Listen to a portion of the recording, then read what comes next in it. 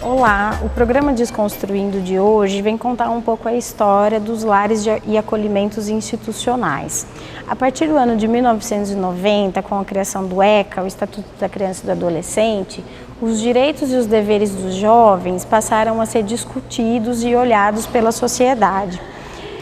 Dentro desses direitos e esses deveres que precisam ser assegurados e garantidos, muitas vezes, em situações extremas, alguns jovens são retirados de sua família de origem e acolhidos institucionalmente para que esses direitos possam ser garantidos.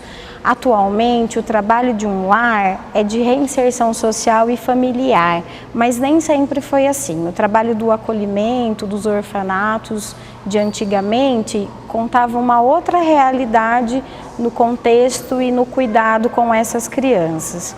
O Desconstruindo de hoje vem contar um pouquinho dessa trajetória dos lares de acolhimento, de como era, como é hoje, da desmistificação desse lugar, da desestigmatização dessas crianças e desses adolescentes, para a gente conhecer um pouquinho esse trabalho social e de reinserção dessas crianças na família, na educação, enfim, tudo que ela tem direito. E para falar sobre isso, nós convidamos hoje a psicóloga Cláudia Meneghetti Hoffmann. A Cláudia é psicóloga analítica e coordenadora técnica do Lar Franciscano de Piracicaba, especialista em crianças e adolescentes e intervenções institucionais. Cláudia, obrigada pela participação hoje no nosso programa. Que bom que você está aqui com a gente para conversar um pouquinho.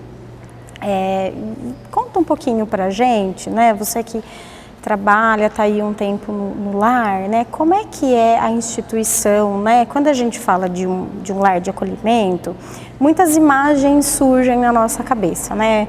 Em algumas pessoas é uma imagem mais positiva, de algumas outras pessoas é uma imagem mais negativa, né? Conta um pouquinho pra gente como que é, né, a organização do lar, como que era, como que tá agora, pra gente desmistificar um pouquinho, né, essas imagens e falar também um pouco dessa estigmatização que existe em torno dos lares de acolhimento. Primeiramente, eu que agradeço pela oportunidade de estar conversando ainda mais de acolhimento institucional, né? E acho que eu vou começar um pouquinho da contextualização histórica, né? Então, a entidade tem mais de 60 anos, ela foi formada em 52, e naquele momento histórico, né, o olhar era muito assistencialista, né? Então, até a estrutura arquitetônica eram de grandes instituições e era um olhar mais do controle, um olhar mais punitivo, né? Tanto é que a Santa Casa de Misericórdia com o Lar Franciscano tem até a estrutura muito parecida, mas até a forma dessas grandes instituições tem muito a ver com este olhar da época. As crianças eram vistas como mini adultos, né? E não tinha esse olhar para o desenvolvimento infantil, não tinha esse olhar, porque eu me construo a partir do olhar do outro. Mas como ter esse olhar do outro dentro das instituições com muitas crianças, com muita demanda, e na época era um monitor ou eram entidades religiosas que atendiam esse tipo de público. Sempre com o olhar do público numa conotação do abandono, da carência, né? Então eles eram acolhidos na roda dos excluídos, que na Santa Casa de Misericórdia aqui em Piracicaba tinha a roda dos excluídos, e aí eram encaminhados para as entidades. Então, sendo o primeiro orfanato, né? Até a nomenclatura da época eram os orfanatos, né? E que hoje essa nomenclatura muda para o serviço de acolhimento, né? O que muda além da estrutura? Então sai daqueles grandes orfanatos, a grande estrutura onde tudo era dentro do abrigo, do orfanato. Então dentista, o médico, a escola, o trabalho, né? Tem aí algumas fotos com as crianças aprendendo os ofícios, que na época não era encaminhado para o mercado de trabalho, eram os ofícios que eram aprendidos. Tem esse olhar para esse tipo de educação e esse tipo de construção dessas crianças e desses adolescentes. Depois do Estatuto da Criança, que vem em 90, né, começa a ser clareado o olhar de ser trabalhado para essa criança. Esse lugar da criança começa a mudar, essa criança começa a ter direitos, essa criança começa a ser sujeitos de direitos e começa a ser dito e conversado sobre violação de direitos, né? Começa a repensar nessa estrutura, que era uma estrutura de segregação mesmo, higienista, tudo, né? Essas dores, esse abandono, fica lá nessa estrutura e tudo bem, né? E hoje, olhando para essa, né, nesse desenvolvimento, essa ótica, a gente vai percebendo o quanto que foi evoluindo, né? E em 2003 começa a existir o Plano Nacional de Convivência Familiar e Comunitária. Então, aquilo que era tudo segregado, era tudo dentro da instituição, começa a ter um outro olhar para começar a vincular, porque essa criança precisa ter os vínculos familiar, ela tem direito ao vínculo da convivência familiar e comunitária, né? Em 2010 começa o reordenamento desses acolhimentos, reordenamentos desses abrigos. Então, assim, o que é visto nesse plano, né? O que é orientado dentro dessas diretrizes deste plano nacional? A casa tem que ter carinha de casa, é semelhante à casa, é muito mais humanizado. O número de crianças, né? É até 20 crianças. Então, para cada equipamento tem que ter até 20 crianças.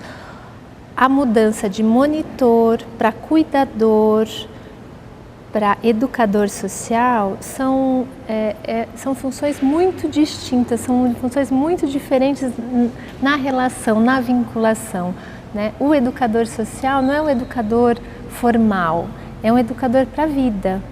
E é através do vínculo que ele tem que estabelecer com essa criança que ela vai buscando essa identidade, esse ser, essa reparação do que né, ela teve que vivenciar, né? Essa eu acho que é uma grande mudança. Então sai daquela instituição global para a casa, o olhar. A criança começa a sair do acolhimento, então a escola é fora, os atendimentos médicos é na rede de serviço, se tem algum amigo da escola que possa estar trocando, mesmo ela estando numa medida de proteção. Então, assim, o acolhimento institucional é uma medida de proteção, né? Então, quando aquela criança foi violada nos seus direitos, dentro de toda uma rede de proteção e que é elencado que tem que vir para o acolhimento, ela passa por um processo de privação da família. Então, ela passando por esse processo de privação, ela vai ter que estar elaborando esse luto, podendo olhar para essa história, poder olhar para essas dores, e o educador, tanto quanto a equipe técnica, favorecer um meio e um ambiente resiliente para que ele consiga transformar, para ele poder reeditar a história dele, né? Essa criança poder ter ferramentas para reedição da história e não para reprodução, como era, né, do ciclo de violência que essa criança vivia. Então, quando entra, é uma excepcionalidade, é um rompimento do ciclo de violência, né? Para uma tentativa de uma reedição da história. Outra mudança enorme, gigantesca, foi o trabalho com as famílias, né? Então, hoje, a estrutura da rede de proteção em qualquer município vem da estrutura básica dos CRAS, que são os Centros Regionais de Assistência Social, aí depois os CREAS, que são centros de especialidade, e o acolhimento institucional, ela fica na alta complexidade, né? Então, para chegar num acolhimento, ele já passou por todos esses serviços, não é, né? Ela já tem um histórico, essa família já tem um histórico. E essa família vem sendo trabalhada há um tempo, né? Antes não era possível ter esse trabalho com a família.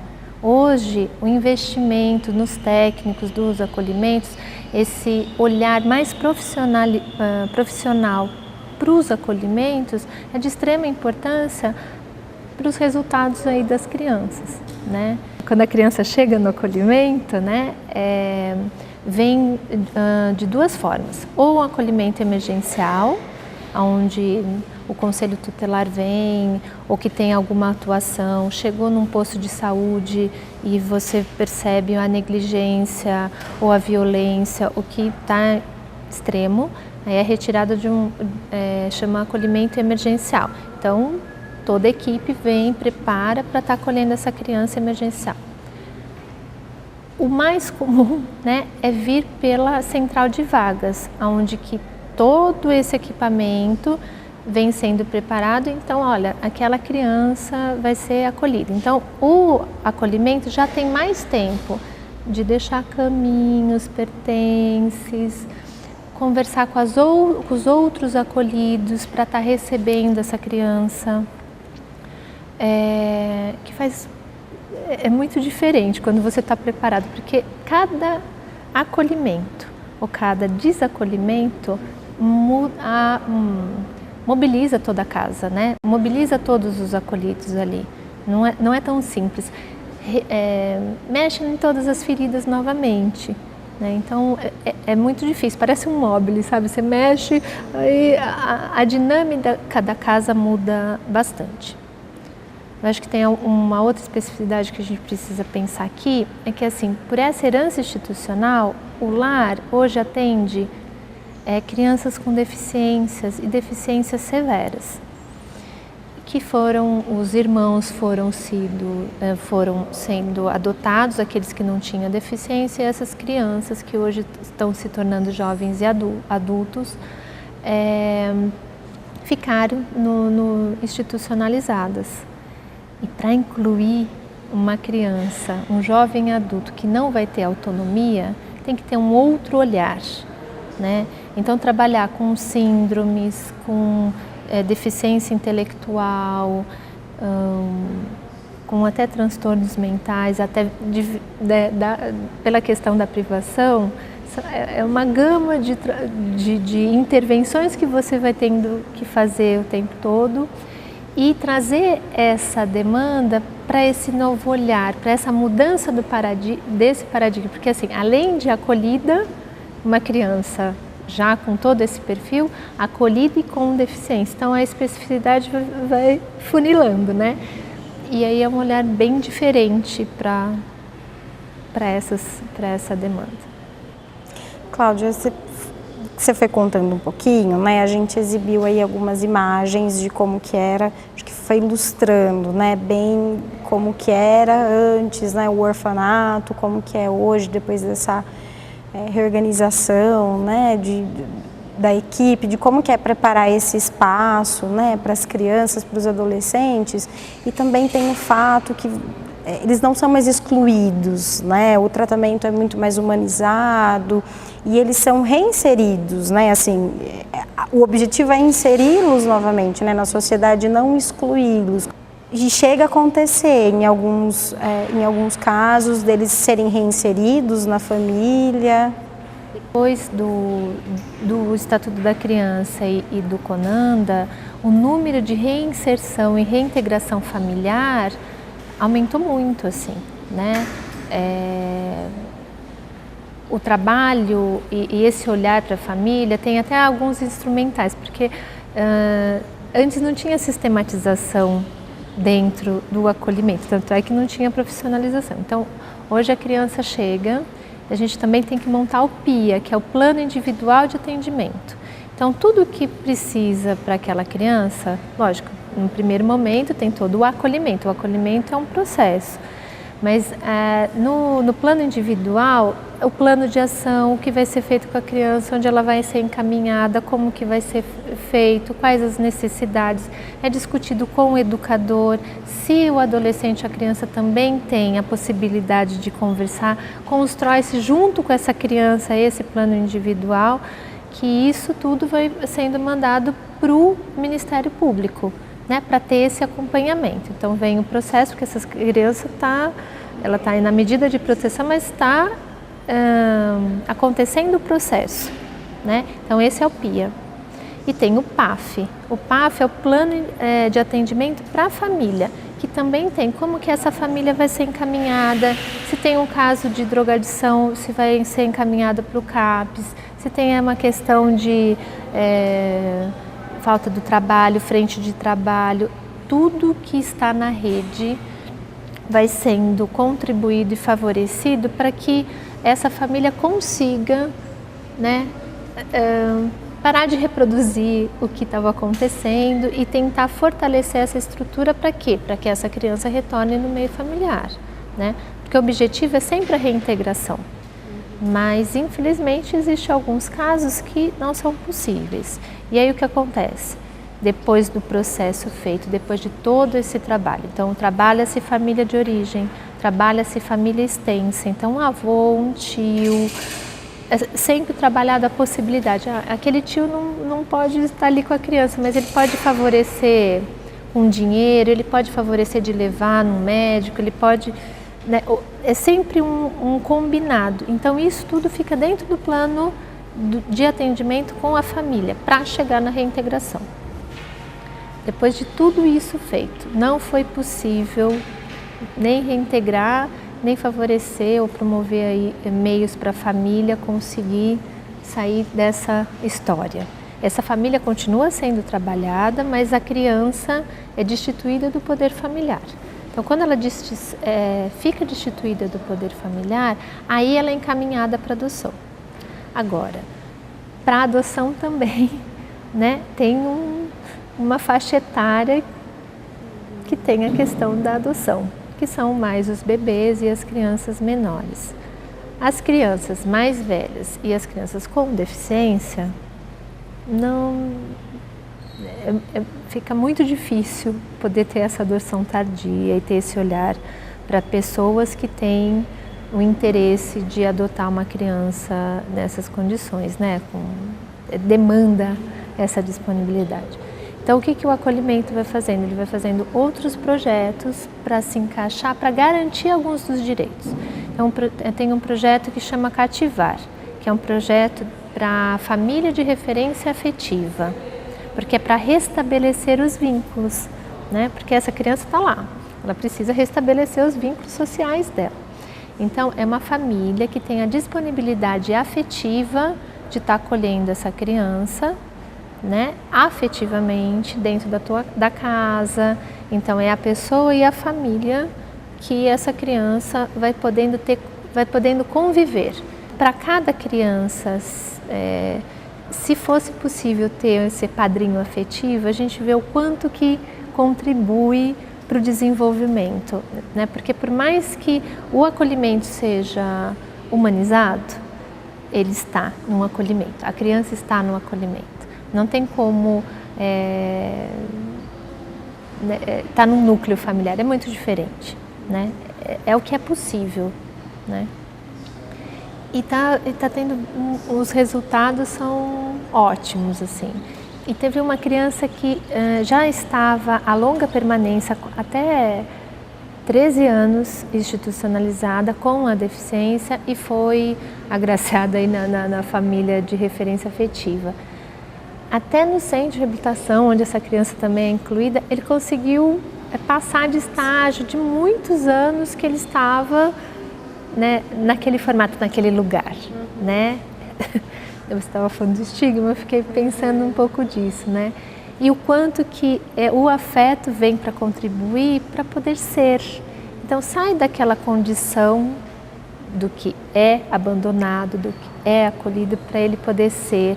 E a busca de dar meios e ferramentas para essa criança e esse adolescente ser protagonista da própria história. Porque quando ele fica estigmatizado, né, rotulado. E quando você vai favorecendo as habilidades, você vai favorecendo esse meio resiliente, ele vai podendo se construir para ele poder ser.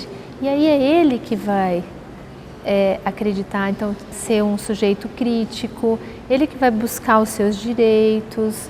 E aí dá para inserir no mercado de trabalho. Hoje já tem adolescente no menor aprendiz, né? E quanto isso vai contribuindo para eles serem por eles, né? Então eu acredito no acolhimento nesse espaço para garantir que as crianças reeditem a história. Não é uma função, não é uma tarefa fácil, é um desafio diário com uma equipe. Nem falei da equipe, mas tem uma equipe de psicólogo, assistente social, terapeuta ocupacional e nutricionista e a coordenação, né, para garantir. E tem 13 educadores, né, então para 13 educadores. São trabalhos muito importantes, né, Cláudia?